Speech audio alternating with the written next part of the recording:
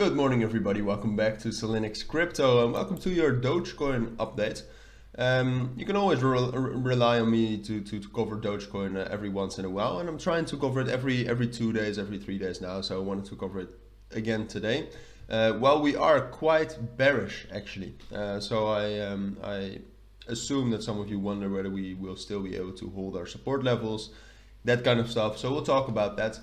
So let's get right into it. The main reason for why Dogecoin is relatively bearish, I would say, because I mean it's right now there's a lot of bullish momentum in the crypto markets, but it's just not in the same kind of niche or sub-industry that Dogecoin is in, right? So there is a lot of bullish momentum, but it doesn't really translate for Dogecoin. And then what we have seen with Bitcoin, for example, is that there's a little bit more of bearish momentum for Bitcoin, which normally isn't that correlated with Dogecoin, but it seems to be a little bit more correlated right now, that, or at least that they're closer together than those coins that are very bullish right now.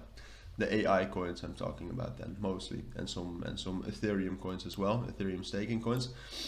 But on the other hand, even though, and I'm going to drag away my analysis for a little bit, even though we have not been that bullish, we have been holding our support levels, especially our final support level at 8.9 cents, and you can still see that arguably we're still in an uptrend. Maybe we did not hold this trend line perfectly, but if you redraw the trend line a little bit, trend lines are like that. I mean, you can draw them in multiple ways.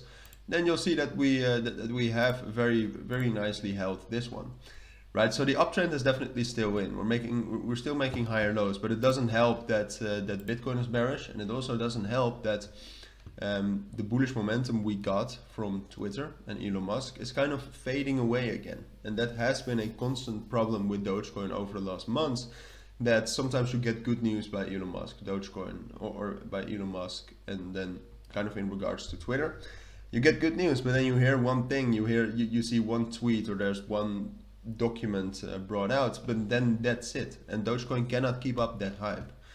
Even though it's trying very well too, but it usually cannot. And right now we're lucky that there's quite a lot of bullish momentum in the market still, and that we're still bullish with the entire market.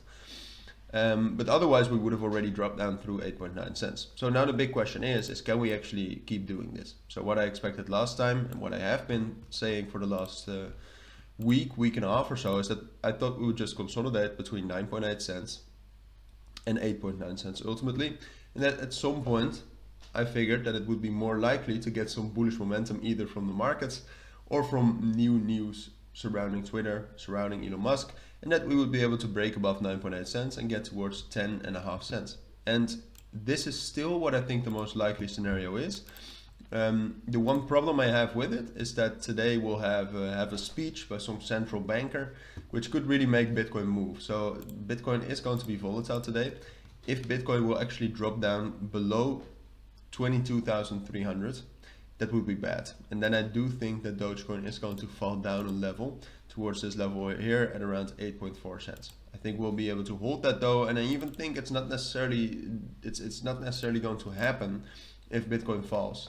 But I have to say it because technically Dogecoin, you know, we have held 8.9 cents, but we've broken below 9.2, below 9.1.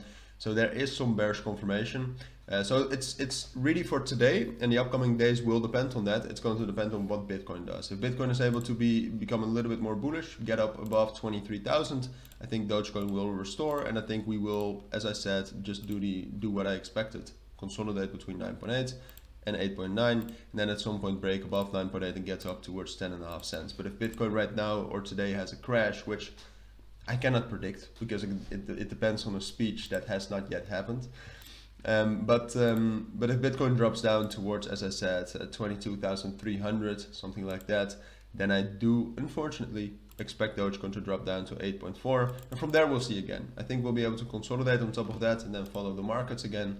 But I'll keep you updated on that in a different video as well. For now, this is my take on Dogecoin. So if you do have any questions, let me know. But enjoy your day, take care, and bye.